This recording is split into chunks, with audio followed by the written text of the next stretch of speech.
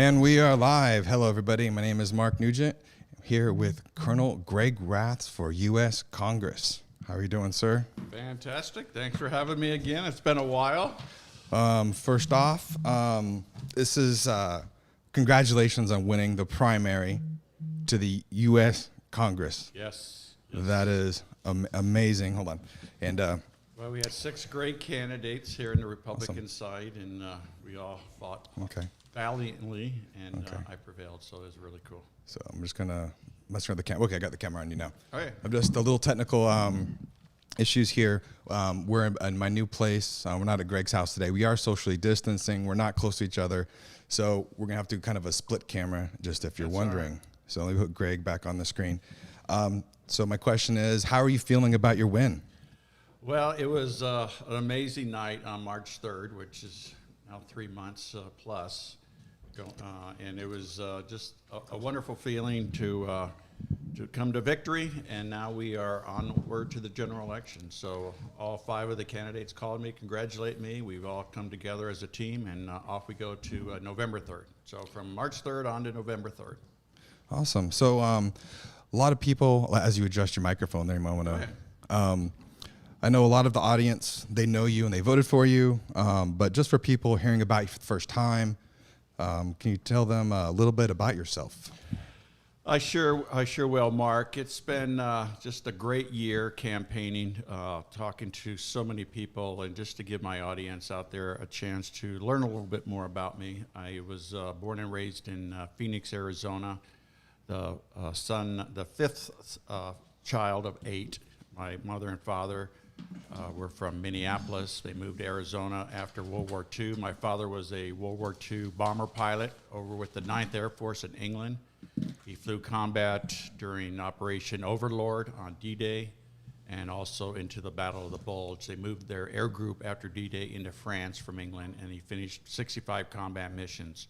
So after the war, what happened was they had 4 children in Minneapolis, and then the cold was just getting too tough, and my dad would be very upset if he saw what's going on in Minneapolis today when they're trying to get rid of the police and everything else. But they moved to Phoenix, Arizona. I was born there in '53, and they had a few more children. There's, like I said earlier, 8 of us.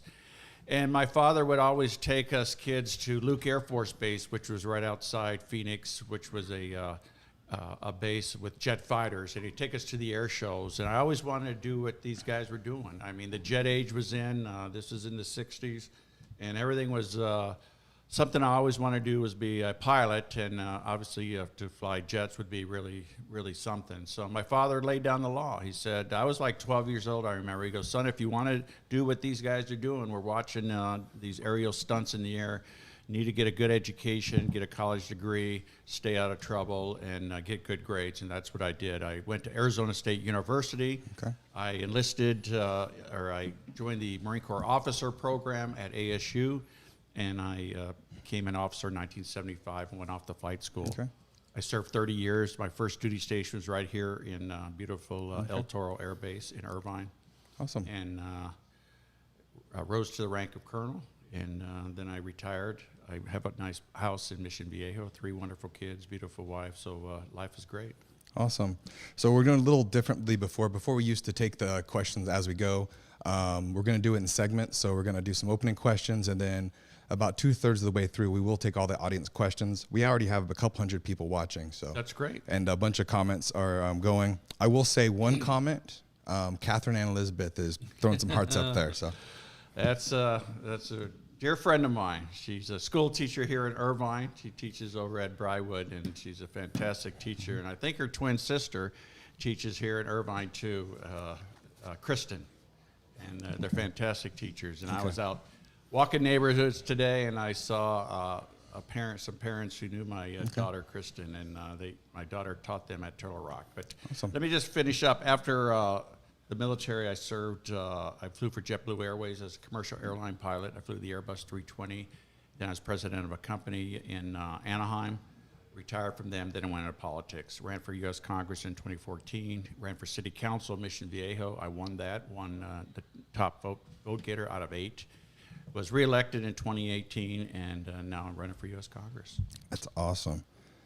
I have a future U.S. congressman in my house at my kitchen table. It's pretty awesome. Yes, we're feeling really, really good. Yeah. So before we get too much into this, can we look at your website and show people where to learn more about you?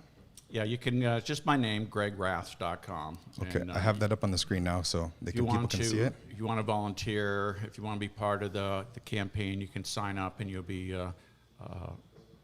my campaign manager, Damien, will get a hold of you and figure out what's best for the campaign that you could help us with. Right now, we're doing a lot of phone banking, talking to all the registered voters in the district.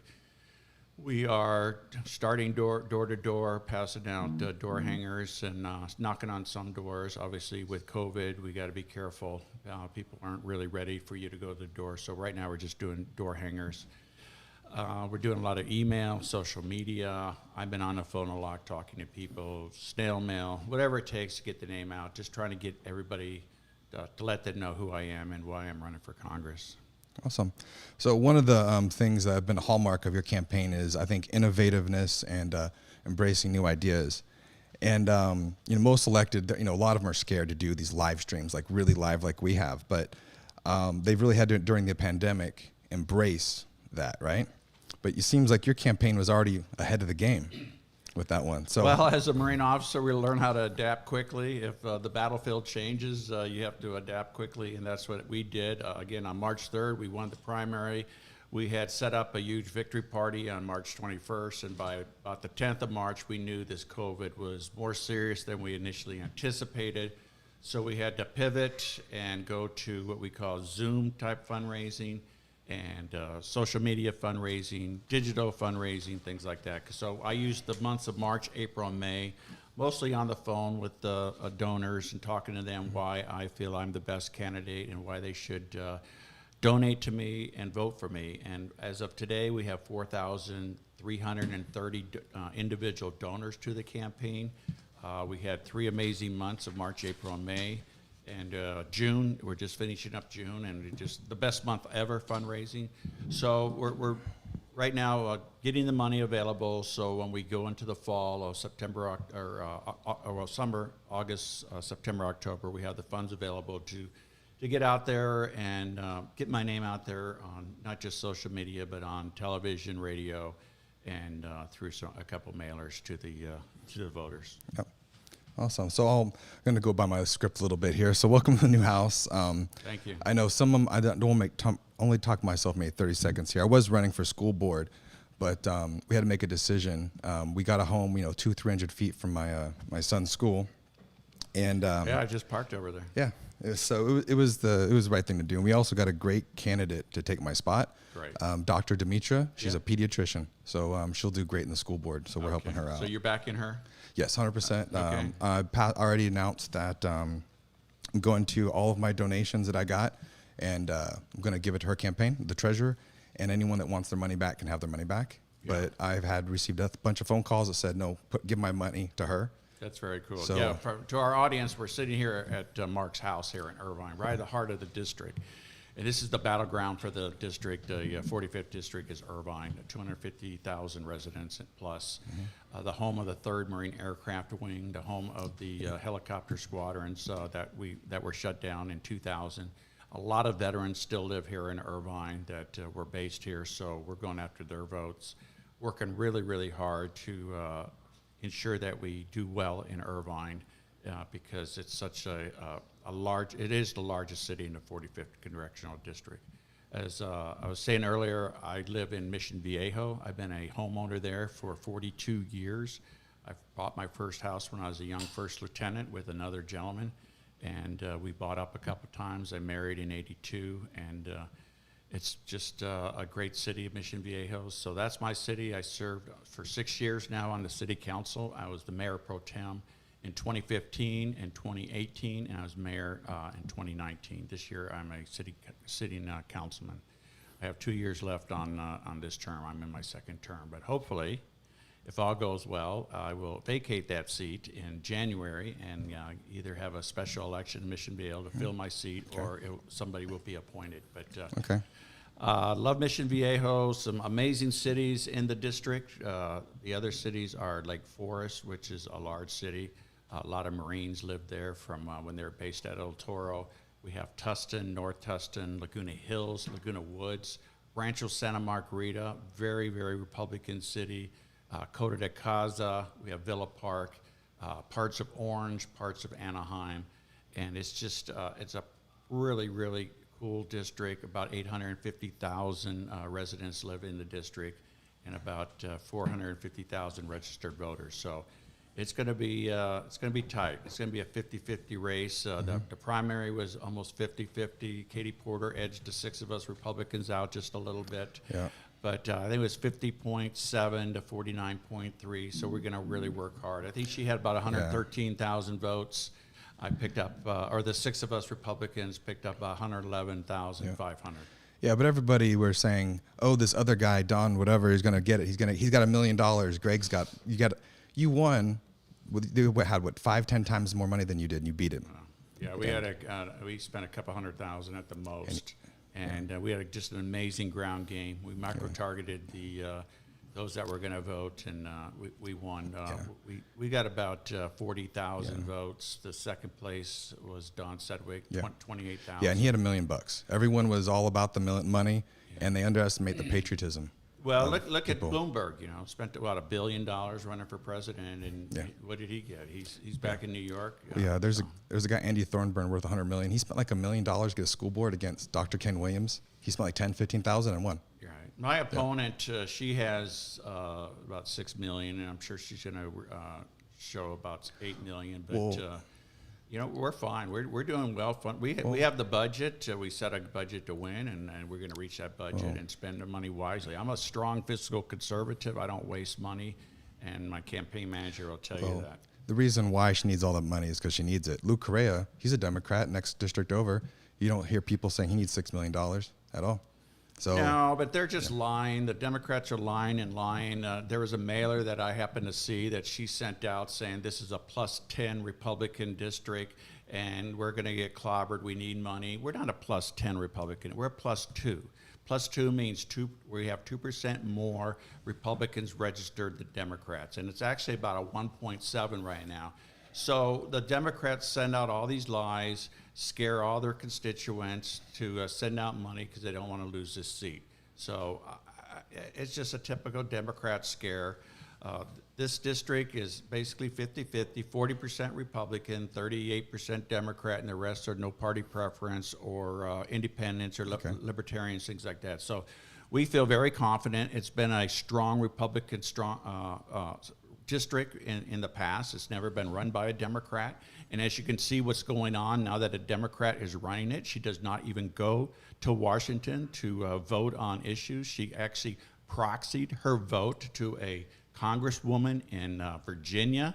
So she's getting like $15,000 a year salary, and she's not even going to work. And she's telling us when she was up on the dais, say, giving Jamie Dimon or some of these other people some flack on the way they run their business. Who runs a business where you are hired by the taxpayers and you do not even go to work and you get paid? I could see if she wants to proxy her vote, that's fine. But say, I'm not going to take any wages because I'm sitting back here in my house. So that's something that will never happen as your congressman. I will go to work. I will fly to Washington. I will show up to work, and I will vote for whatever the bill is on the floor. Or if I'm sponsoring a bill, obviously I will be there. Awesome. Well, I just sent it over to Katie Porter so she can see the live stream. Well, thank you. And Katie Porter, if you are watching, you're more than welcome to at any time contact me, and I will do a live stream with you. Actually, Greg, would it be up for a debate? Absolutely. Okay. We've asked her several times. I would like a Lincoln Douglas debate. Just put the two of us on stage for 2-3 hours and just let us rip and let us talk about the issues. Okay. Katie, you can talk about yours. I'll talk about mine, and let's see what the voters like better. Okay. Awesome. Cool. I just haven't. She won't do it though. I think embracing technology a little more. That we have to. I'd say your campaign is in much better shape because you were door knocking before the pandemic happened, and she was not doing anything. Right. So the last door knockers come around were yours. Right. So I think you're probably in the best position. So anyway, I got some basic questions for you for someone that is just getting into this, because some people I meet in their 20s and 30s don't understand how Congress or different levels of government work. So really quickly, let me put the camera on me, give you a quick break right there. So starting off some basic questions for people that are just now. Well, I have the camera on me for a second, so you can take a drink of water or whatever. Right. Can you explain to someone unfamiliar, because we do have younger audience, including my own children, my son's running around here, and teenagers, what does a congressman do?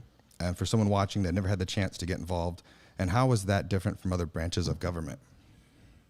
I mean, that question is so important right now. We are lawmakers. There's 435 congressmen throughout the country. California has 53 congressional districts, 53 congresspeople that represents California. I would be the representative in the 45th district, which is the cities I just earlier mentioned.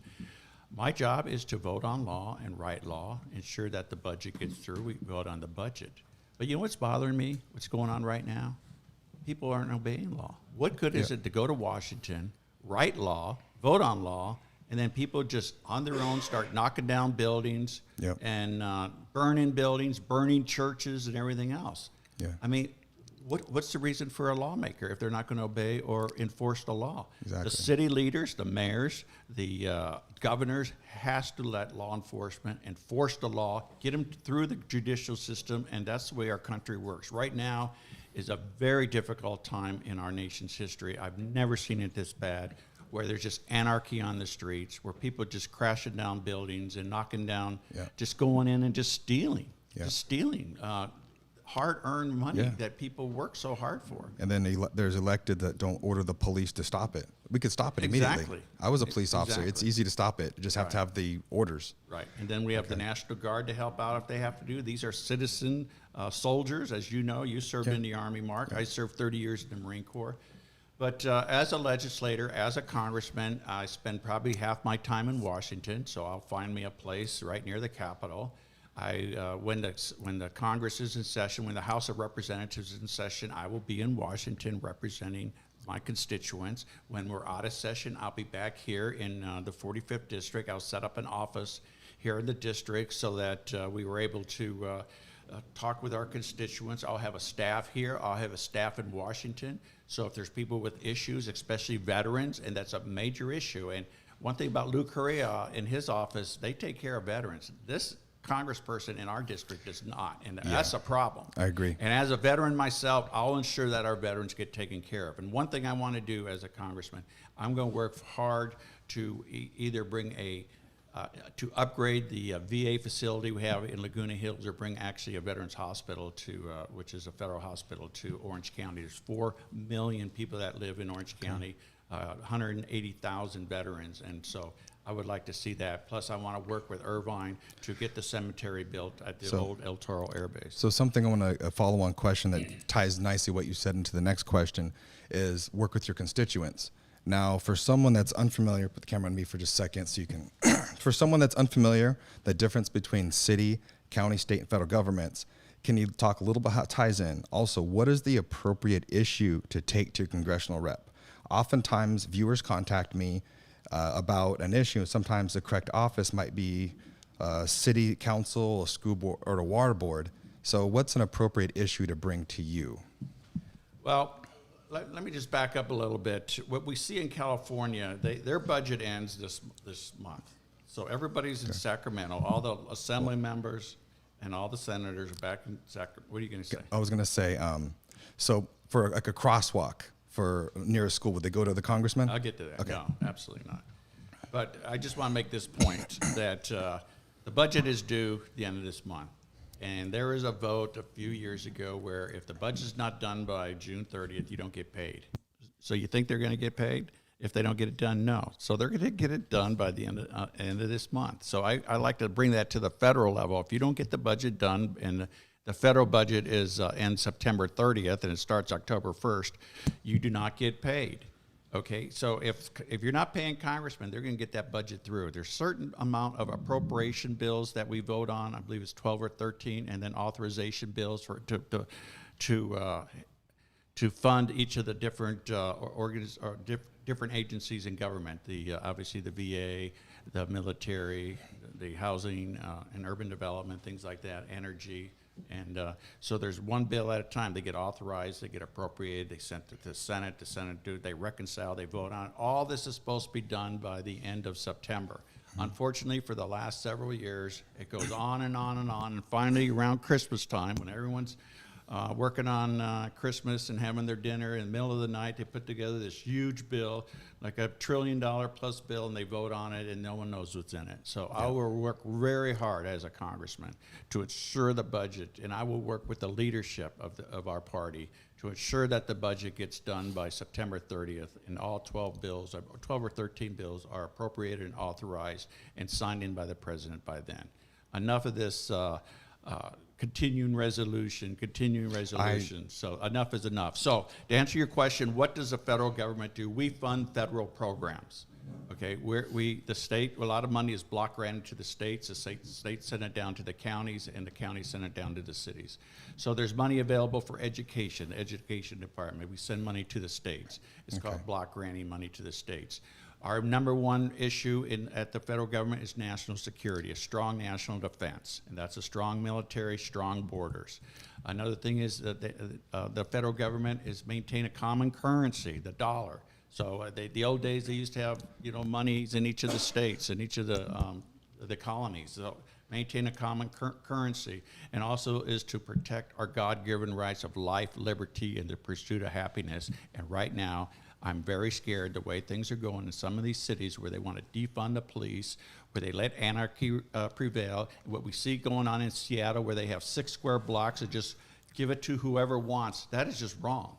So the federal government is there to assist the states. We are a republic, the states run it, but we're there to assist the states. And if the states don't want to play ball with the federal government, we can withhold money.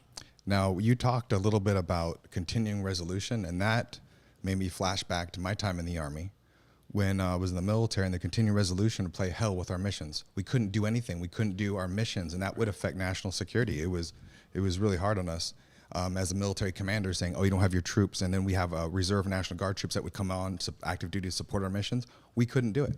If they say, okay, we finally have your money a week before the mission starts, and you're supposed to have 2 months of planning, and then that affects national security because there's a continuing resolution.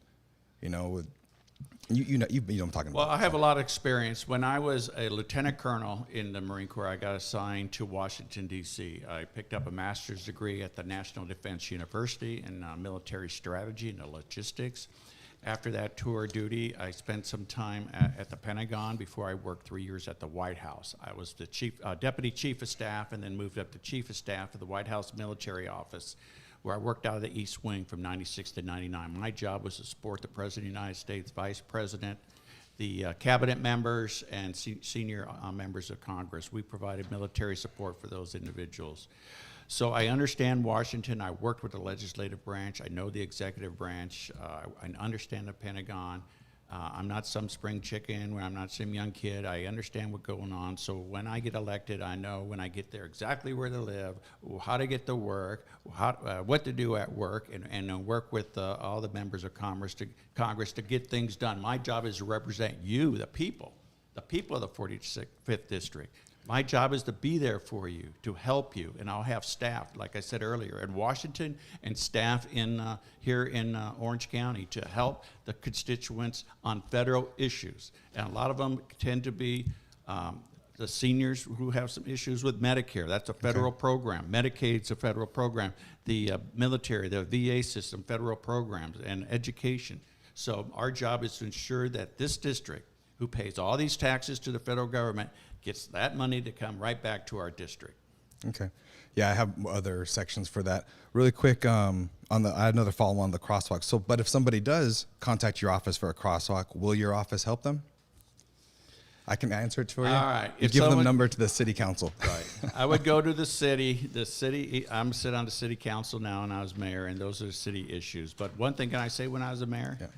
When I was mayor last year, Mission Viejo, we have a budget around $60 million, and we only spent $57 million. So we spent $3 million less, $4 million less. Okay. So we put that money away for a rainy day. When I was mayor pro tem, we saved money for specifically what's going on right now in COVID, where we're not bringing it. Okay. No, wait. They're not bringing in the money, obviously, through tax revenue, and some people are late on their payments for their home taxes. So we have money available, $20+ million in a rainy day fund. You think the federal government had that when COVID hit? No, they had to do a $3 trillion with a T bill, and there was no money. They had to print the money.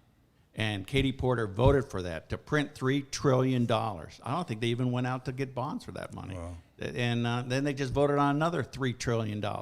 You just don't run a government that way. And I will not do that as your congressman. I will make sure the money's available, and we get rid of some of these programs that are just a waste of money. Okay, I agree. That was very scary. So you mentioned the 45th Congressional District. So one of my questions are, can you talk about the boundaries of the 45th and pull up a map for the viewers to see? Yeah, if you can pull up the map, it's pretty much the cities I laid out earlier. It goes down to... That's what the viewer's looking at, just the map right there pulled up on Google. So it's just a map of the 45th Congressional District. Yeah, you can see it goes down to Mission Viejo to the south, and then off to the west is Laguna Hills, Laguna Woods, and it goes up through Irvine. Off to the east is Rancho Santa Margarita. And in the centro, you have Lake Forest, Tustin. Up north, you have Villa Park and North Tustin and parts of Orange and Anaheim. Those were all the voters. Actually, I was all through every one of those cities today, going door to door and talking and dropping off yard signs. People had wanted some yard signs, so I personally dropped them off at their house, talked to the residents, and it was just a great day. I spent the 6 hours out in the field today. And before I came here, but everyone's enthused. They're not happy with the congressperson we have today. She's not visible. No one's seen her. She's missing in action. I will not be missing in action. Just ask the residents of Mission Viejo. They know I'm out there everywhere. I'm serving as the president of the Mission Viejo Rotary Club. I'm a member of the Mission Viejo Elks Lodge. I'm a member of the American Legion in Tustin. I'm American Veterans of Foreign War. I sit on the Veterans Advisory Council for the county. I was appointed by Lisa Bartlett, who's our supervisor for the district down in our neck of the woods. Okay. And I'm very active. I sit on the Southern California Association of Cities. I serve on the environmental and the energy committee. I'm an environmentalist. People look at Republicans and go, oh, he's probably just have a big old gas guzzler. I have solar panels on my roof. Okay. I haven't paid an electrical bill in 5 years. Really? I have artificial grass, so I don't have to pay a water bill to waste water on grass. I have double pane windows into my house. I have a pool in the back with a low flow pump.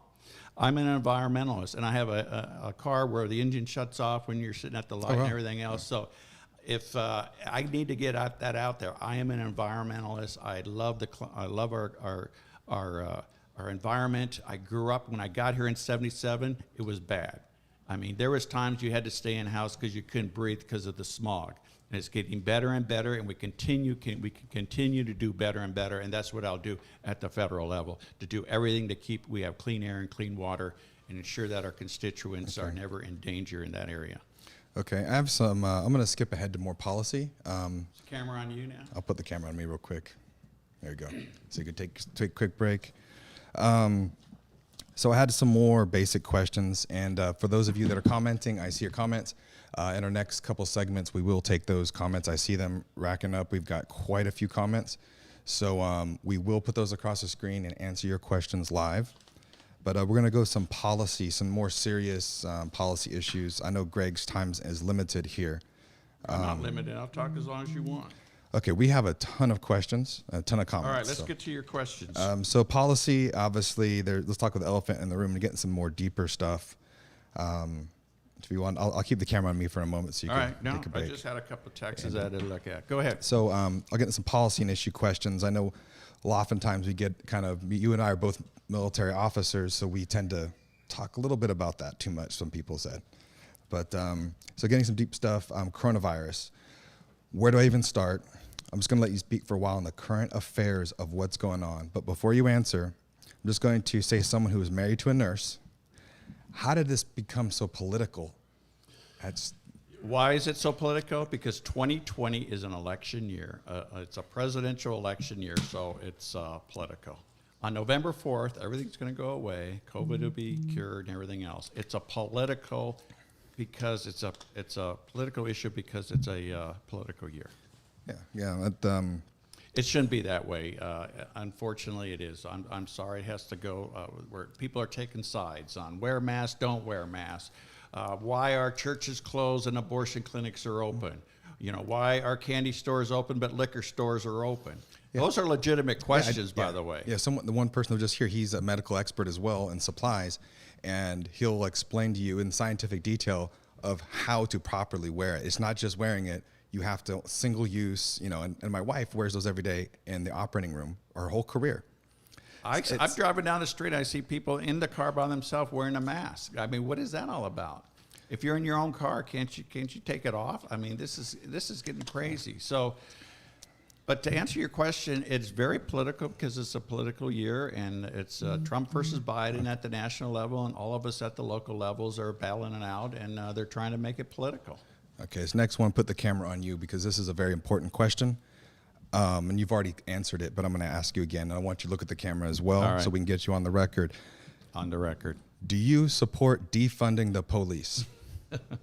I was already on the record at my last city council meeting last week in Mission Viejo. Not only did we not defund our police, and we contract out to the Orange County Sheriff's Department, but we did add an extra deputy to go through the schools. Each of our high schools has a resource officer at each of the high schools, and they have this amazing relationship with the students. The students know them. Wait, let me finish here. You keep butting in here. Slow down. So we have this amazing relationship at our schools, our high schools, and then at our middle schools, we have officers that come back from patrol. Instead of going back to the station, they'll go to one of the middle schools or grade schools so they can finish up their paperwork there. So what better have a patrol car sitting at a school and a police officer there just in case there's the unfortunate crazy guy that comes in and wants to do something to damage our students. So we added one other police officer to roam the different high schools and middle schools on a motor to ensure that our children are safe. So I will never, ever defund the police. I think they're a vital part of the American system of government where we have to have law enforcement. Like I said earlier, if I pass a law and I vote to pass a law, someone has to be out there to enforce the law. At the local level, it's the police. At the federal level, it's the FBI and the Justice Department. And at the state level, they have the state officials. So if we're going to write law and pass law, we have to have someone to enforce the law. And I support our police 100%. What happened in Minneapolis was a disaster what that officer did. And just don't put all the other police in the same bucket as that man, because what he did was just, you can't even watch that video. It was just so bad. But so many police, and I've done ride-alongs with my police officers, and I know how hard they work. We have a officer in Mission Viejo. Her sole job is to ensure that if there's any homeless that crop up in our city, she talks to them, find out what the problem, get them the necessary care and help they need. If they're a veteran, homeless veteran, we know where to take them. If they're an elderly, we know where to take them. If they're a senior, if they're young, I was with our police officer, and there was this young man about 23 years old hanging out all the time at our library, and he had a suitcase, and he would come in the library when it opened, and he would leave when it closed. This was before COVID, and then he'd disappear for the night. He was homeless, and so we sat down and talked to him. What's your story? And he just says, I came here from Kentucky. I believe that's where it was. I just want to go home. So we worked in a way to get him back home, get him a bus ticket and give him some meal tickets, and we worked to get him home. Mm-hmm. So police officers aren't just there to give you tickets if you're driving too fast or you go through a red light or something. They're there to help the community, and they have probably the hardest job. And like you know, Mark, we served in the military. I served 30 years. That's nothing compared to what these police officers do. They don't know when they pull a car over what's going to happen, you know. And if you're listening, just if you do get pulled over, just have your hands on your wheels at the 2 or the 10 and the 2 position till they get to the door so they can see your hands, and then start talking. All they want is your registration and driver's license, and then they'll go from there. If you got a problem, almost said they want your vote. You almost said that. No, but if you have a problem with that officer, then you go to court. That's what the courts are for. That's why they have judges, and they'll determine whether or not. And if that doesn't work, you can appeal and go from there. So I will not defund the police. Good. As I was military police. I'm retired police captain. Oh, you're MP? MP, yeah. Okay, I didn't know so, that. I cannot believe how here, I'll put the camera on me so you can, how out of touch some of the elected are. You've heard the speeches I had. There was conservatives that thought that they could get reelected and trying to push this defund the cops. We usually have, for a very contentious issue at City Hall, maybe 100 public comments, right? There was thousands supporting our mayor for supporting the cops. Here in Irvine? Yeah. And I made a comment, and I want to get your reaction on camera. This is my professional opinion. Here, I'm putting it on camera. I want to get your reaction. That when you said you support the police and you will never defund, I wrote, he just won the election in my comments right now. That right there, because that affects me. Like the flags, all this other stuff is personal, it's emotional, but that affects my children, my safety. That is important for me that you support the police. I don't know where it's coming from. I don't know if it's a younger generation. They look at the police as bad. I don't know where they're getting that from. No, I think most police are good, hard people. They're family men. Listen, let me finish. They're there at summer baseball with their children, and they're part of the community, and they're there to help. Whenever, say, you have a break-in at your house or something looks suspicious, you always hear, you see something, say something. You call the police. Who are you going to call if there's no police? Mm-hmm. That's what I'm saying. And this zone in Seattle that they're put together, they're already got 2 or 3 murders in there and some shootings, and it's just pure anarchy inside. I don't know what's going on with that mayor. If that happened in my city, first of all, it would never happen in my city.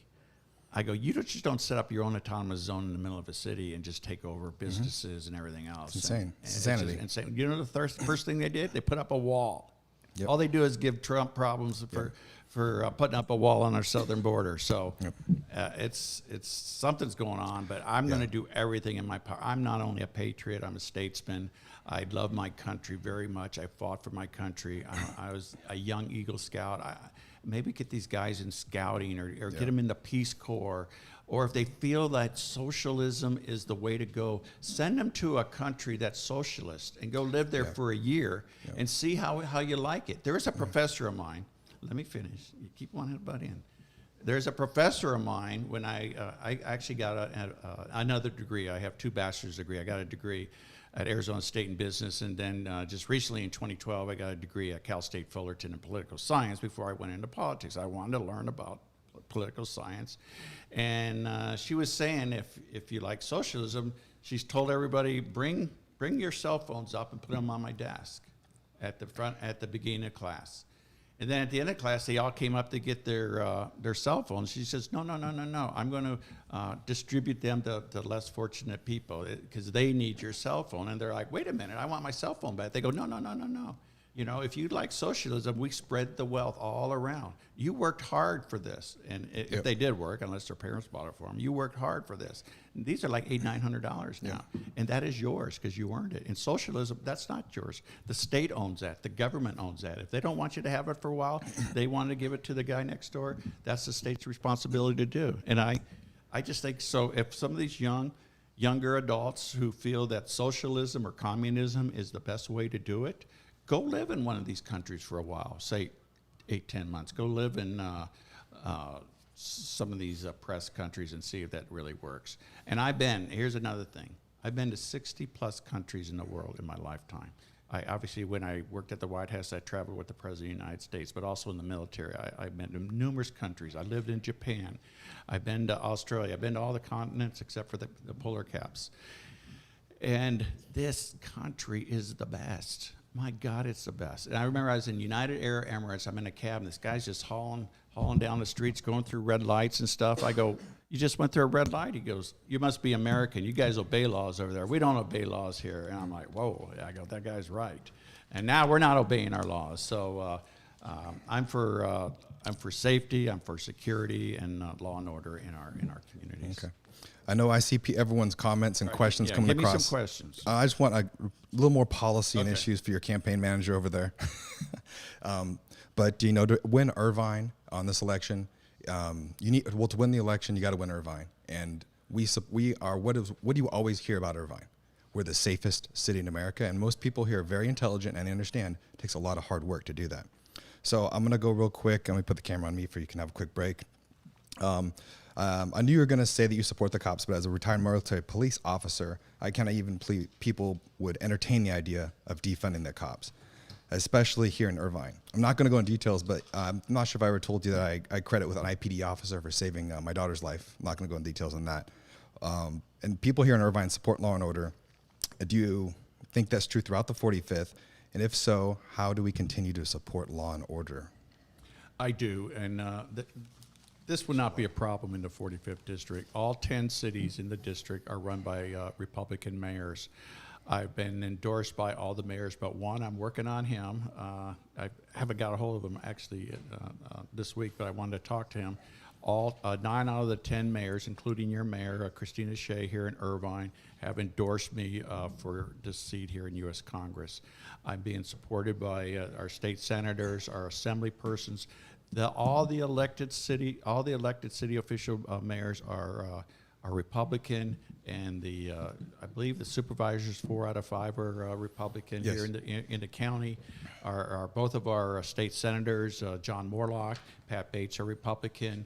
The 2 assembly members, Stephen Choi, Bill Breaux, are Republican.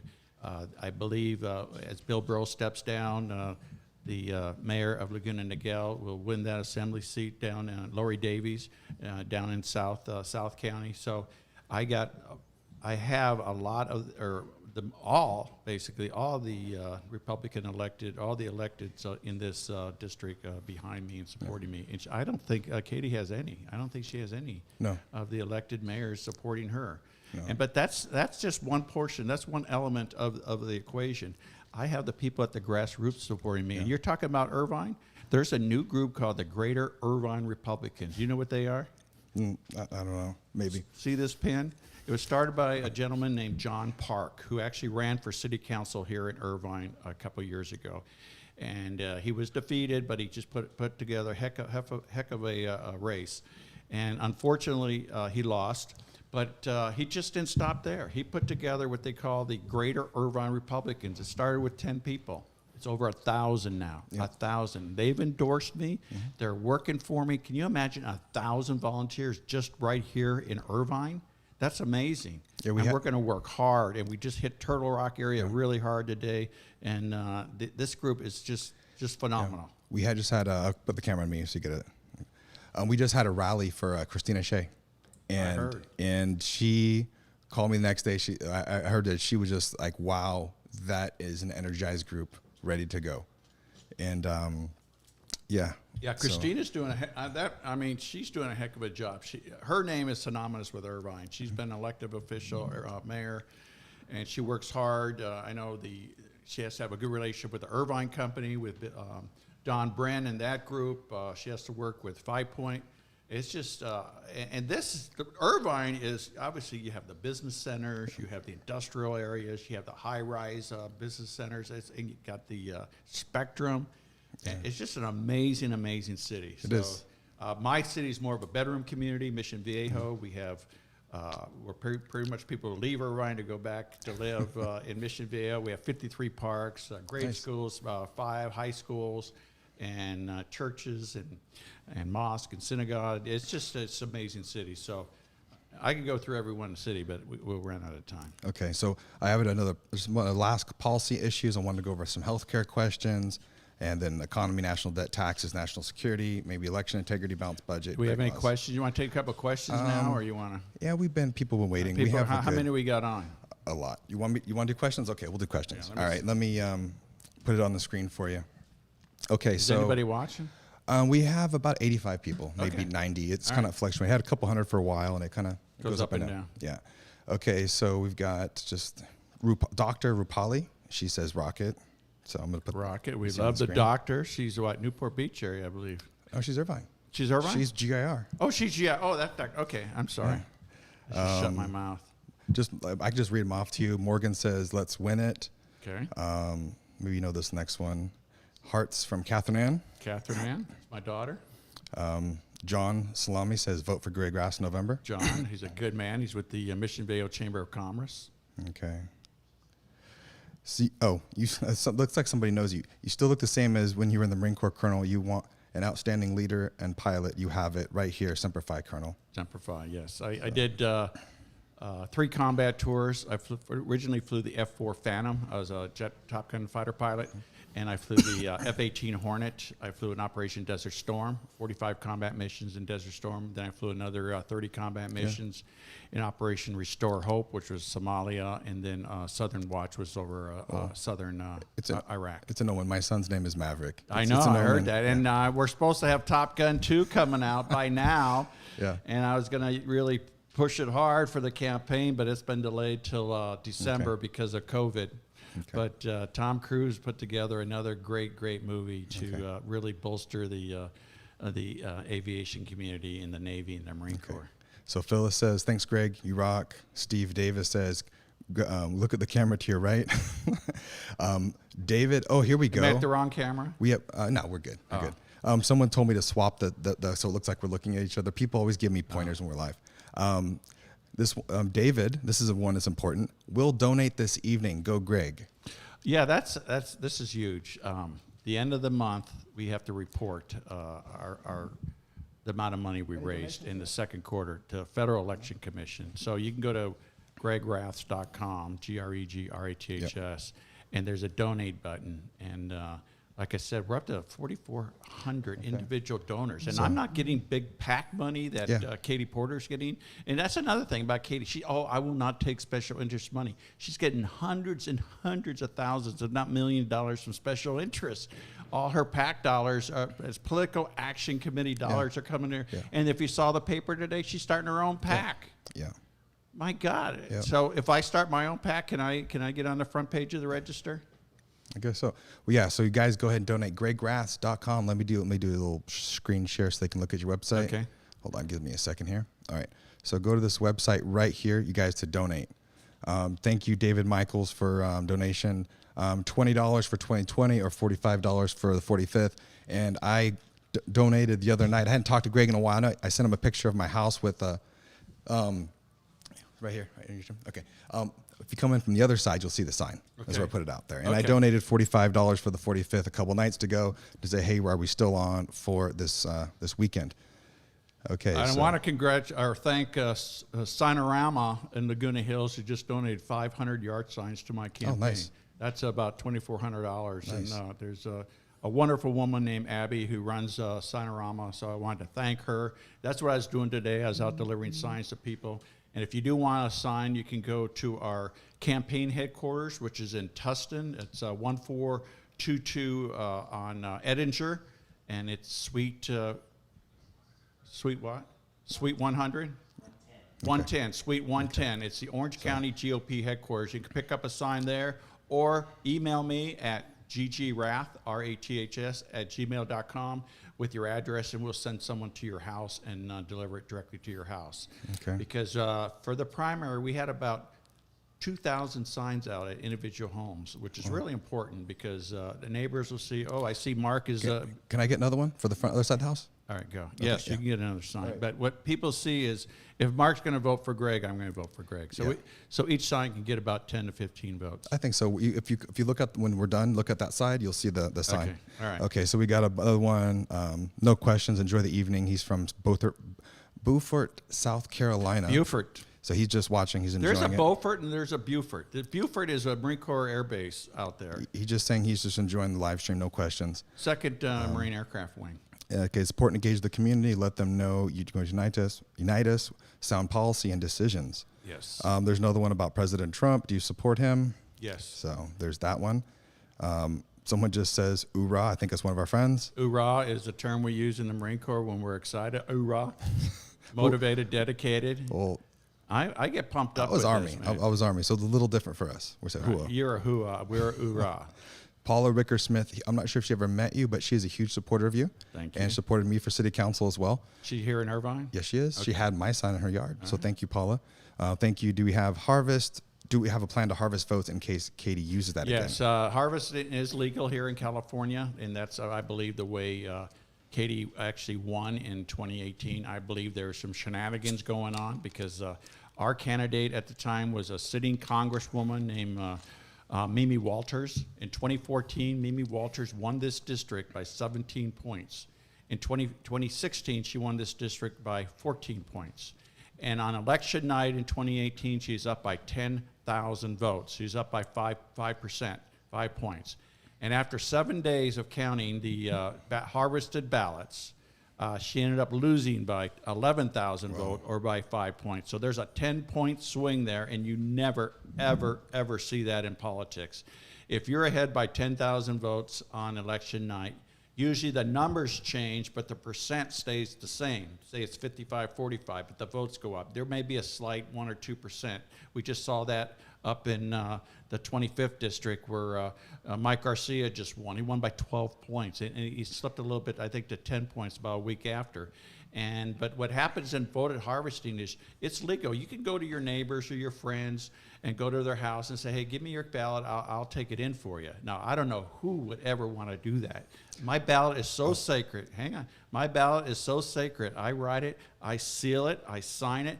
I either take it in by hand or I will go to a voting center and drop it in one of those big drums. I don't like to mail it. I don't trust the mail. And nothing against the USPS, but I do not trust the mail. So I would take it to a voting center and drop it in. So what I believe happened is they harvested thousands of ballots, and something happened where 80% of those ballots happened to be Democrats. That's something that's not I was told right. what they're doing at UCI. They'd have pretty girls go through the hall and sweet talk the boys and get all their ballots. That's what they're doing as well too. I don't doubt that. And they had a voting center right there at UCI, and I just don't think that's the way it should happen. So we have a comment from Craig Chapman. Yes. And he says, make a donation tonight. We truly respect Greg. One of the things I didn't get the chance to do, I was going to get a prepaid credit card. So, and I was going to actually donate live. That was my plan tonight. You were? Yeah, I was going to donate like $45. You just gave me $45 last week. I was going to donate it again. Well, but you're a gentleman. But I wasn't to show them how to do it live. Right. But with the prepaid credit card, but I didn't get it in time, unfortunately. Can I say something about that? What's up? People ask me, they go, you always ask for money. You never say, how are you doing? You say, can you get some money? Okay. March, April, May, June is where we're at, go after money. So we have a budget now. We have the money available to start through some mailers or through some TV. I pay my staff. I'm saving money. I'm using the Orange County GOP. I don't have to pay rent. I don't have to pay utilities or anything like that. I have one campaign manager I pay. I have a strategist I pay. Mm-hmm. That's it, and a fundraiser. So I have bare bones minimum what I pay, and the rest will be used to get the name out, advertising, mailers. When you go door to door, you give someone, those all cost money. When we do a mailing blast, we'll blast out 2,000-3,000 letters. You know, obviously you got to pay postage, you got to pay for printing. So that's what the money's for. It's not going none of it's going for me or anything like that. It's for coffee. Maybe we pay for coffee for some of the volunteers. All our door knockers, people that are making phone calls, are 100% volunteers. They volunteer, so they're dedicated for the cause because they like me. I don't pay walkers to go door to door and talk to people. Katie Porter paid walkers all the time, and their heart's probably not into it. They're getting paid. But my volunteers, their hearts, they want me to win. They want me to be their representative in Congress, and I'd be so proud to represent them that when I get back, I'm not going to cuddle up in some room somewhere and not show my face. I would want to be everywhere. I'd be at American Legion meetings. I'd be at wherever it takes to get my name out there and get my people say, I'm here to support you. What's your problem? And let me fix it. And I'll tell you what, there's a lady in our city who I've been helping out where she wanted a ribbon cutting, but the chamber goes, well, we only do them if you have a business. Well, she had a business at her home. So I said, as the mayor, I said, I'll come to your home and I'll cut a ribbon at your house. That's awesome. She had a child daycare center at her house, and that's what we did. So I will do everything to help our constituents. When people below me say no, they'll come to me and I'll say yes, if I can say yes. I appreciate that. Awesome. So my wife just texted me because we missed a comment. Mike Gasca is donating right now. So I just want to say thank you to that. Mike Gasca, how do you spell that? Gasca, Mike Gasca. Thank you, Mike, very much. Are you coming up, Ben? So we have Hang on a minute. Ben, are you coming up? President of the RHA. Okay, President of RHA. So, Oh, my God. Thank you, sir. Thank So you very my much. wife just wanted to give him a shout out because we got a bunch of comments, and we have one that's, I think, appropriate for Ben Chapman to take over. Yeah, A question from Jeff Snow. okay, Ben's coming up. He wanted to come up at 8:30, but I texted him a photo of this specific question, and I'll let Ben you see it. Chapman is coming up. He's running for city council in the city of Costa Mesa, which is So- not in the 45th district. Ben, what district you live in? That's the question he wanted to answer. Hang on. What? 48 district with Michelle That Still. one's from Jeff Snow. So I was wondering if maybe, because that one is about LGBTQ people, that maybe Ben wanted to take that question from I'll Jeff let Snow. Ben handle that. Yeah, he can handle that question. So Jeff Snow, we're going to answer your question in just a minute. But you have another comment. I'm voting for you, Greg. Good evening. All sorts of, Derek says he'd love to hear the debate between you and Katie Porter. Let's do it, Katie. My friend that I worked at the embassy with and super secret stuff, he just says Semper Fi. Semper Fi. Semper Fi is always faithful. It's the motto of the Marine Corps, Semper Fidelis. And you just got a whole bunch of, I'm voting for you. Greg represents the values of our district. Ben O'Brien. Okay, I'll put these Can I up on- say something Yes, before sir. you? I'm pro-life, 100% pro-life. I'm a adoption clinics, not abortion clinics candidate. So if you're trying to get me to do abortions or be pro, I am not. And I got some stories to tell you. My youngest sister, hang on, there you go. Jeez, put up with Mark. I'm pro-life from conception to natural death. My sister would talk to people that had some trouble. They had a pregnancy they didn't want, and she actually adopted 2 of their children and raised them and let the mothers come and see the children. So it's a very wonderful story.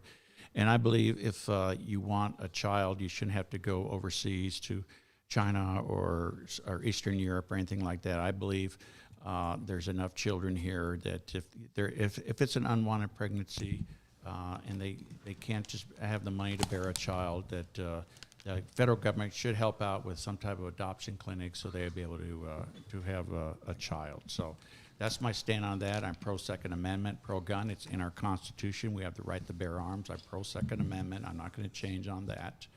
And we're just bringing in Ben right now. So, Ben, you ready to rock and roll? Yes. Gonna switch on over. There's there we Ben. go. Ben Chapman from the great city of Costa Mesa. That's right.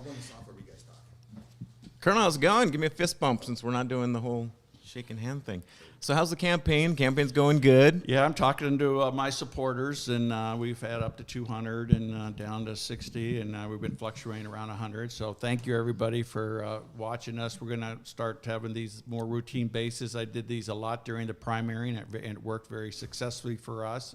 It's a way for me to answer questions live, and I'll ask the tough ones. So do we have any other questions? The tough one from Jeff Snow. Jeff Snow, go Well, ahead. I had a few people before we get to Jeff's.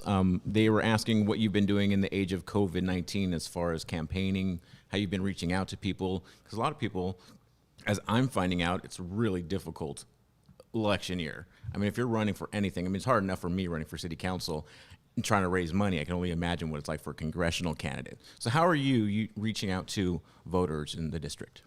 Great question, and Ben's right across the table from me, but I met Ben 6 years ago when I first ran for Congress in 2014, and we've been on the same team ever since. We had to pivot. I'm a people person, and most of my viewers out there know me as I love to go in-house and meet and greet with people, either 10 people or 60 people or 80 people. Obviously, when COVID hit, we had to stop that. So we immediately pivoted to phone calling.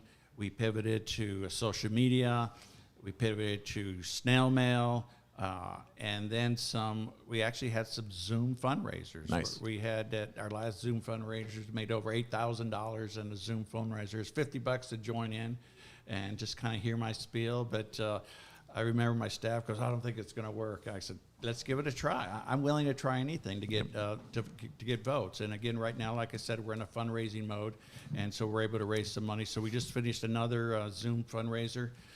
The other night, we did have a backyard fundraiser where we had to ensure that people were comfortable with the backyard fundraisers with social distance and all, but I was able to talk to the people in Irvine. It was right here in Irvine why I feel I'm the best candidate, and it was just a wonderful time to be out with people. But now there's kind of a resurge, so we're kind of seeing where we're at, if we can have in-house or we can go back to Zoom fundraising. But as I said when Mark first started, I had to pivot from a people person to a person more on social media and things like that. Perfect.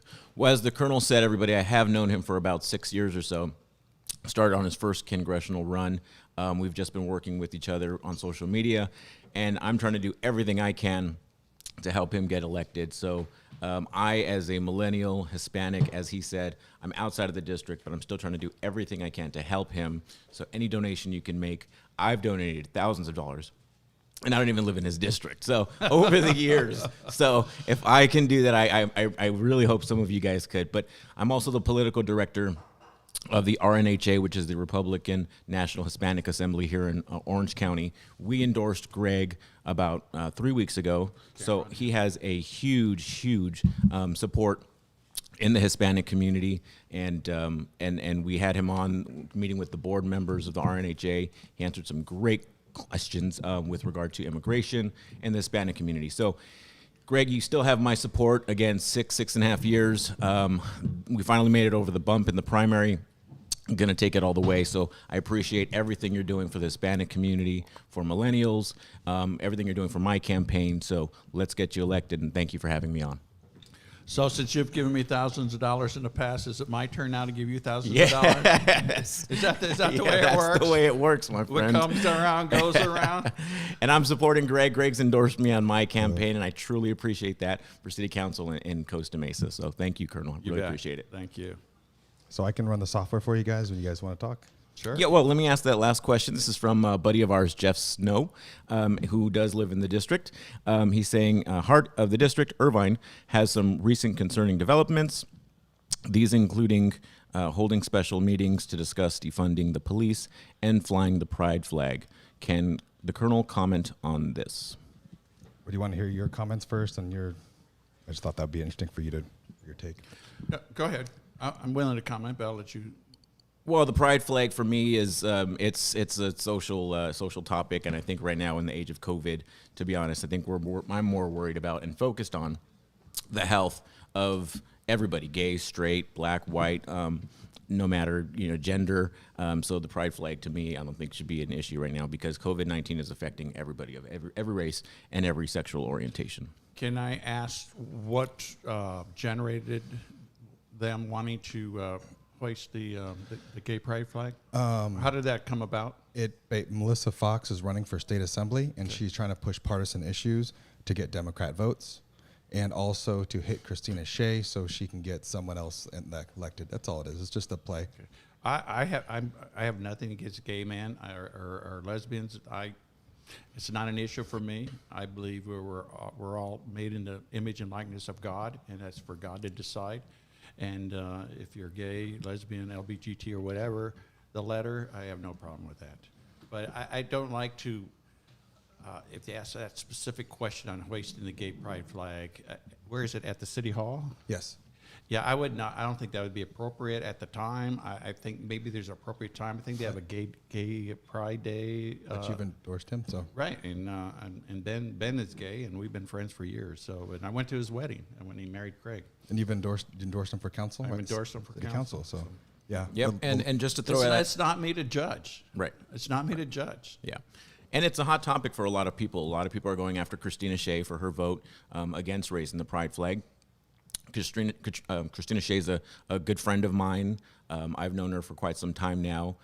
She has never made any comments or any negative statements about my sexual orientation. So I'm very proud and happy to have her endorsement. I'm very proud and happy to have Greg's endorsement. They've never been disrespectful to myself, to my spouse. I've never been treated disrespectful by any Republican in Orange County, to be quite honest. So. Okay, so we have more questions if you want Okay. to cover. You go ahead and read those. I'll just. I want to talk about John Wayne, too, before the night's over. That's a good question. Yes, let's just jump to that, and then Mark can take over again. So what are your thoughts on wanting to rename John Wayne Airport, and that's what's going on right now? John Wayne lived in Newport Beach pretty much his whole life. Marion was his first name. And an amazing actor, mostly Westerns, True Grit, Oscar winner.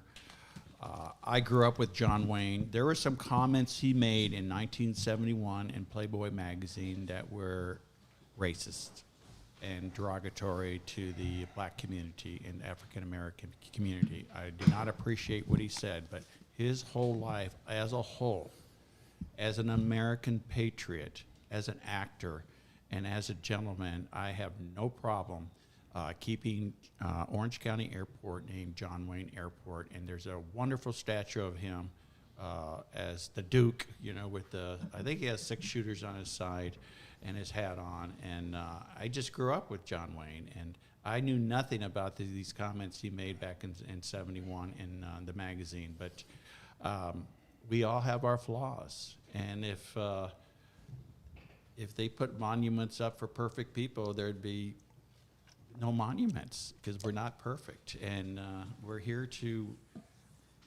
live our lives. We make our mistakes. We apologize to those we hurt, and we move on with our life and continue to live our life in a good, positive way. And if somebody made some mistakes, but they end up having just this amazing life like John Wayne, and I'm sure there's a lot of personal demons inside him or some problems he had that none of us know about. But on the silver screen, he was bigger than life. John Wayne, the Duke, this guy was amazing. And because he's from Newport Beach and John Wayne Airport is in Newport Beach, they named it John Wayne Airport because he's an American icon. And God bless him, and I hope he's up in heaven with our Lord. And I just don't want to see it changed over all this political correctness. Yep. I mean, they're changing the name of in some L'Oreal eyeliners that are white lightning or something. They're taking the white out of it. It's just getting too far out of hand. Yeah, people just want to use the race card. When I was supporting another candidate recently, they were like, "Oh, Mark, you're racist." And I'm like, okay, you can try that, but I'm going to mix race marriage and mix race kids. Don't push that race stuff on me. 30 years, I was in a very diverse organization called the Marine Corps. Yeah. And I fought in 3 combat operations. And I always say this when I talk to my supporters or I talk to new people. When I went into combat, I just didn't take my Republican Marines with me or my white Marines or my Catholic Marines, since I'm Catholic. I took all my Marines, and we won.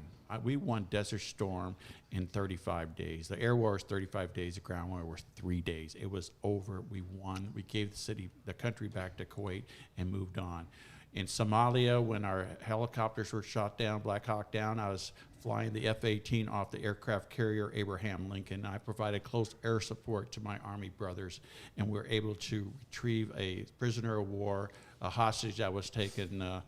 There was a chief warrant officer, Duran, and we were able to get him back. And I just didn't say, okay, let's just bring my Republican pilots and my Republican maintenance officers. We did it all. So I am nowhere near or ever been racist ever in my life. And I just hate it when people come after you and use the race card. Because my sergeant major was African American. We worked together as a command element. Yep. My XO was African American, executive officer, and I worked together as a team. I commanded a recruiting station for 3 years in Detroit, Michigan. I worked downtown Detroit, which is a predominantly African American community. I got along great with that community. They loved me, and I loved them. We made our mission every month to get recruits to boot camp, and that's where I learned what an amazing, amazing group of people the African American community is, and amazing in all walks of life, from either priest or rabbis or wherever, or even in the sports arena. These guys are just amazing, and the ladies, there's just not a racist bone in my body. Well, the Asians in my house right now, literally, and they the support Asians, you. Yes, well, your wife. Well, people, they say, no, you're racist. I'm like, I'm married to a mixed race marriage. I have mixed race children. They're still going to say that. no matter what you do. I'm so tired of it. There's nothing I'm tired of it. How do you disprove a negative? So We're not a racist country. Yeah. We went through some we're tough actually times. we're the least racist. Yeah, I grew up in the 60s during the Civil Rights Movement, and there were some race problems then. That's when they had segregated schools, segregated places where you could eat, or drinking fountains, or back of the bus, front of the bus. That does not exist anymore. And if it does, you show me where, and I'll make sure it doesn't happen. Okay. Well, I agree with you. So let's go through. We have tons of comments. We have some people that said they're going to donate. I just want to give some shout outs to everybody. Let me give you a quick little break. Put the camera on me. So Tom Nadal says, great, Greg, I'm going to volunteer to help you win in November. Bob Ferry says, what's your plan to overcome ballot harvesting, that scam that turned 3 congressional districts blue last time? Bob, I think we pretty much covered that. No, I can answer that. We're going to harvest ourselves. It's legal, but we're going to turn in all the ballots. We're not going to just turn into Republican ballots. We'll harvest. If someone wants to give us their ballot, we'll turn it in. We'll make sure it's sealed or properly signed, and then we'll turn it in. And that's what harvesting is. You go around and collect ballots, but Republicans tend not want to give their ballots away. They like to turn them in themselves. All right. Then just a comment here. The Marxist mob doesn't rule. You know, I wouldn't feel right if I was what Katie Porter. I don't think she's legitimate because, you know, she's down by 10,000 votes on election night, and then she wins by 10,000. Something was wrong. There was some hanky-panky, and I would not feel right sitting in Congress knowing I was not legitimately elected to that seat because of ballot harvesting, and some of these Republican ballots were not turned in. That's not right. Okay. Then Stephen B. I'm not Boudreau. He says, thank you for the yard sign today. Oh, Boudreau, yes. Yes, sir. I stopped by his house today. I posted you on my Greg Raths for Congress Facebook page. You and your lovely wife, your son Neil was a student of my daughter's Awesome. at Turtle Rock, and now he's just finished a 4-year degree at San Diego State University. He's off to the East Coast of Maryland to get a graduate degree. So I think we're probably we have a lot of, I don't think we're going to do any more policy. Let's keep going with the questions. We got tons of questions. Yeah. That's one of your appeals that people say to me is that you sit here and answer questions. So, and I just want to make sure, do you need a break? Is anybody still watching? Oh yeah, we've got like a good number still. Okay, all right. Do you need a break or anything? No, I'm fine. Okay. So Audrey This is where I says, get my energy. Hi, Audrey. she says, thank you for standing up for the veterans. Yeah. And Maverick is running around as we speak, if you're wondering who's running around. So there's my little one. Okay. Someone doesn't like said the education system is a disgrace. There's no name to that one. Irvine Unified is doing really well.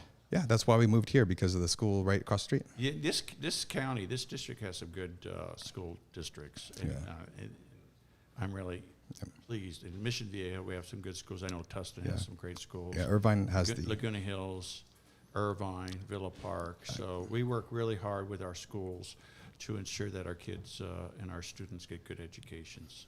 Yeah. Miguel says, have to take care of our fellow veterans. Yes. Audrey again says, Greg is pro-veteran. He will fight for a OC hospital no-see. Yes. Another Facebook user says, we need to work hard to make sure Greg Raths gets elected. Literally, our lives depend on winning in November. Ask what I can do to help his campaign and win. You can contact our campaign by going to gregraths.com, sign up as a volunteer. My campaign manager or somebody on my staff will get a hold of you, find where we can best use you, either phone calling, phone banking, or going door to door with door hangers, or if you want to write a check, that's always good. And if you know somebody, tell 10 people to tell 10 people to tell 10 people. I met a lady the other day. She's a great grandmother. She was in her 80s, and she has 47 of her sons, grandsons, spouses of sons and grandsons and great-grandsons who all live in the 45th district. So one woman produced 47 votes for me. So she said they're all going to vote for me. So that's pretty cool. Okay. So we'll find a good place for you.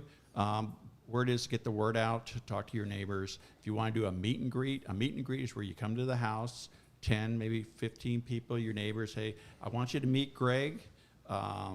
You may not want to vote for him right now, but listen to him. Maybe when you're done talking, you vote for him. But if you, after you heard them, you still don't want to vote, that's all good too.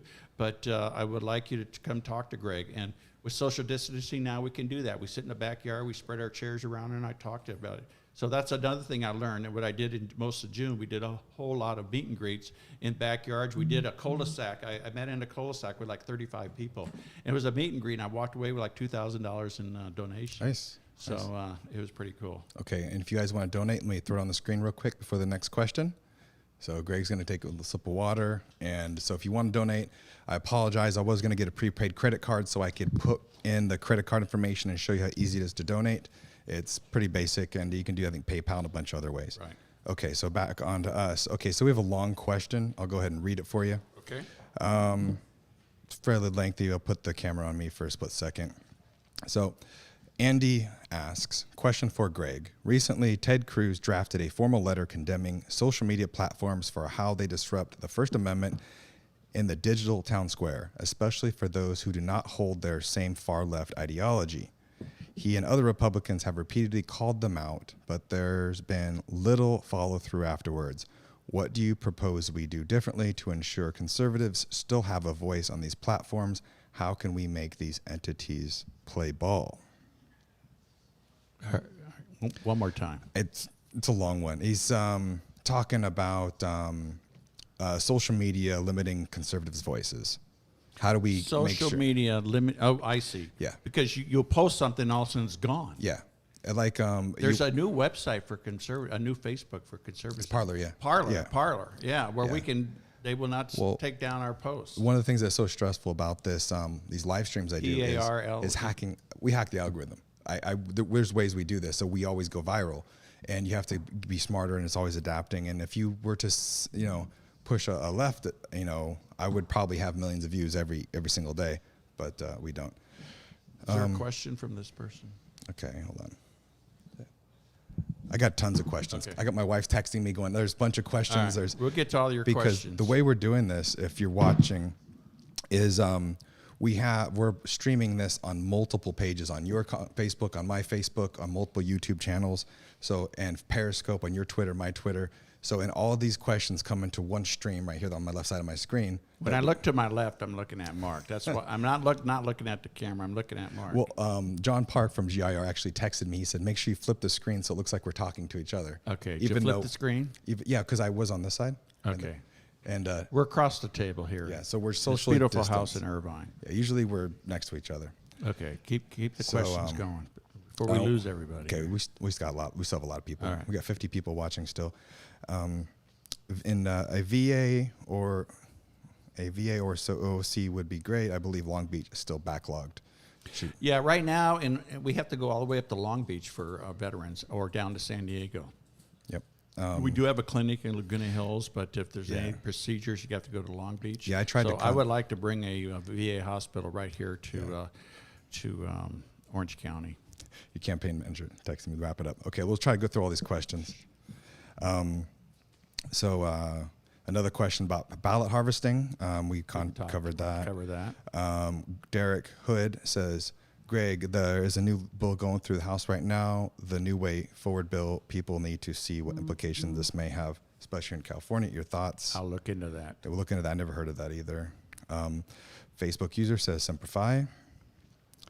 There's not enough available for veteran space. We talked about that.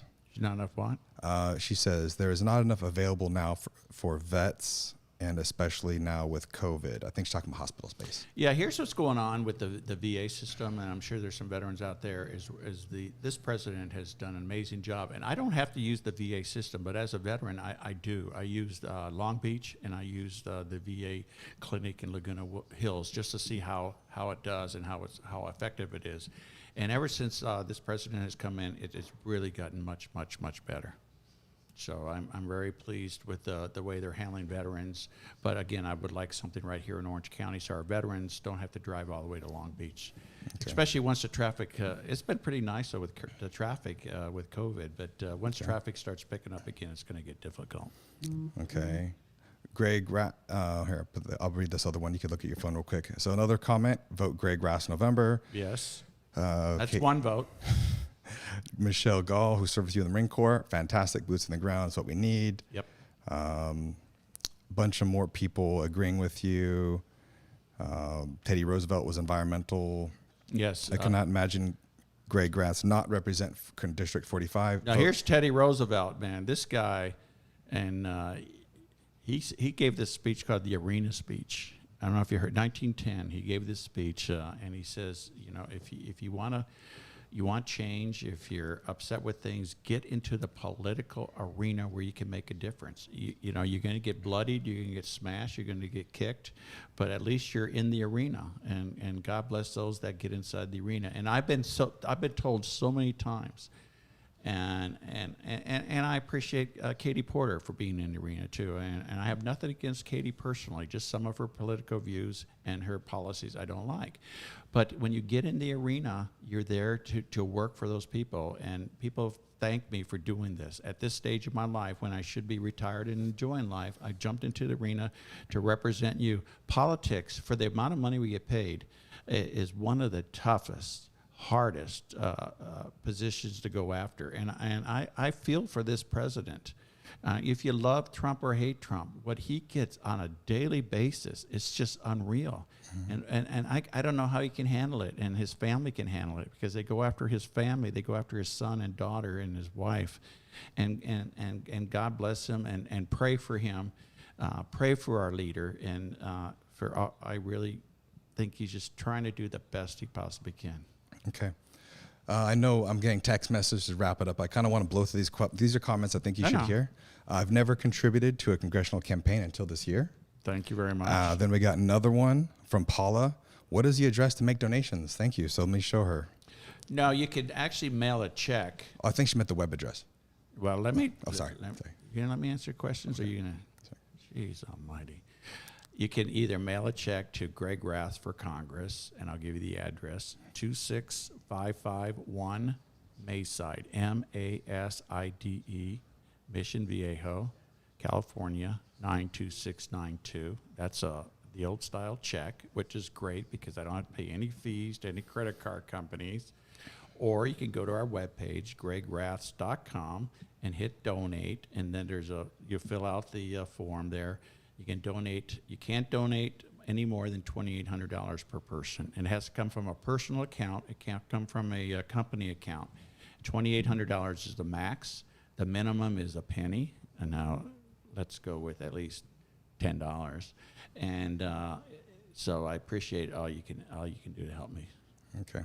And another thing, and I've said this so many times, I grew up working. Since I've been 10 years old, I've been mowing lawns. I had a paper route. I had a lawn service. I worked my way through high school and college, and I've never had to ask people for money for anything. If I wanted a car, I'd work. Once I get the money, I'd buy the car. You know, if I wanted to buy a house, I worked and I bought a house.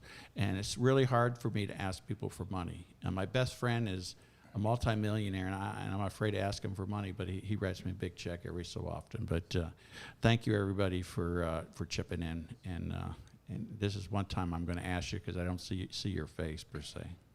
Awesome. Okay, we're going to wrap it up. Keep it going. We got a bunch of comments. Let's find some questions. Let's have some good questions. So we got, let me just throw them to Catherine Ann, and they were answering their own questions. Here's a good one from Aaron Kaiser. Actually served with his brother in the U.S. Army. You did? Or Aaron Kaiser? Yeah. Ross, his brother, is who I served with. And they're both in the Army. So Aaron, Shalom. Well, it's not I joined the Marines because it's like the toughest. So did you join the Army because it's the second toughest? That is, we could do a whole entire stream on that. Right, okay, so Aaron has a, what do you think about taking down of statues? Don't go there. Okay, there's a legitimate way of doing it. If you have a gripe with a statue and there's some issues with that, who that person represents or something in his past that's an issue, there's a way of going about it. You go to whoever, say the statue, if it's a federal statue, if it's a state statue or a local statue, you go to those representatives and you petition to take the statue down. You just don't show up with a rope and red paint and fireworks and lighter fluid and light it on fire and tear it down. That's a crime. That's a crime in America. You don't do that. You can do it in some banana republic somewhere, but you don't do it in the United States of America. If you do, you got to face the consequences. That's a crime. And law enforcement will arrest you, and the legal system will give you the appropriate punishment for doing that. But there's a statue or a monument, and you're not comfortable with it, and you have a problem what it represents, you go to the legitimate entity that controls that monument, and you register your complaint. You may want to take it down and put it into a museum, or just box it up somewhere and put it away. You know, and there's this. Let me just give you my opinion on this statue of Abraham Lincoln in Washington, D.C. with the slave, the Emancipation statue. It does look a little degrading because the president's standing up and the young freed slave is down. And that is kind of a problem scenario and a look.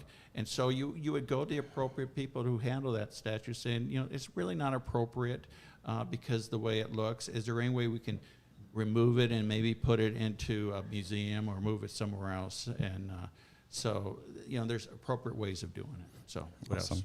Tons of comments. I'm just kind of going through them as you're talking. Someone else donated today. Thank you. Mike Gasca, who donated, he said Rena is proud to support the Colonel. He's the best choice to help the Hispanic community and the district, and he speaks Spanish. So I don't speak Spanish. And some nice things he said, I imagine. Lots of comments. And for the people that are saying that there's only one viewer, that's because we're streaming to like 5 or 10 different places. We only got one viewer this whole time for one person? No. Well, no, we were a couple hundred, but we're on multiple platforms. Right, so we're that's on why. like 12 platforms. So there's one person watching on one Periscope platform that doesn't see the other 100 people. What has helped the plan help small business? There's tons of questions. I don't know if we have enough time for these. I'm just trying to get the good ones out and put them up on the screen so people can see. People want yard signs. People said support our military. And then people through your email, contact. Wow, there's so many. We're going to do this again. This has been really, really beneficial for me to hear from the voters out there. So we're gonna wrap it up here real quick. Yeah, that's fine. Mike Gasca says he's making a donation right now. We talked about that earlier. Mike, no more than $2,800, Mike. So I'm just trying to. Wow, there's so many questions, comments. Wow. Okay. And then one from Jeff Snow. I love Jeff Snow. Lives in Ladera Ranch, which is actually Levin's district. So Trying to find out where my applause button is. Someone just made a $100 donation. Yo. They just said across the screen. So usually I have an applause button, but I can't get to it right now. Thank you very much. John Park said he's donating right now. John Park, you're the man. That guy, he got me through the primary. John Park, I really want you to think about running yourself. I'm going to show John Park something. See, that's the original button. See, it just says IR right there. But that's not a GIR. Your hand's in front of me now. I'm sorry. No, you can see it on there. There's the IR button. That's for John All Park. right. I think we're starting to bore people. Okay. Yeah. Well, I hope there's so many. Sorry I didn't get to all your questions. We probably can do another one with just the questions, but we got a bunch of donations. And again, if you guys want to donate, go to gregraths.com. And it's pretty simple to donate. I'll give you the last words and we'll wrap it up, Colonel. Well, if we get through this November 3rd primary and I win, we're going to have a big celebration in Washington the first week of January when I get sworn in. We'll have a big one back here. And I'm going to make you so proud to be your congressman that you never, ever want to let me retire. But I only want to do this for a few terms and then give it off to a younger, brighter person, male or female, whoever wants this position. But I would love to be your representative. I think the world of the people here in Orange County. There's 99.9% are really, really good people. We'll get through this COVID. We'll get through all this statue and monument issue and all this unrest in our country, and we'll get back to the American country we all know, which is the greatest country in the world. But I asked for your vote. I asked for your support, and we're going to do this again in a couple of weeks. And thank you, Mark, for hosting. And on behalf of my entire family, my wife, Lucy, my 3 wonderful kids, 6 grandkids, and all the great cities in this district, thank you for coming tonight. I appreciate it. Okay, so let me give us some outro music and say goodbye. All right, goodbye. Oh, wrong music. There you go.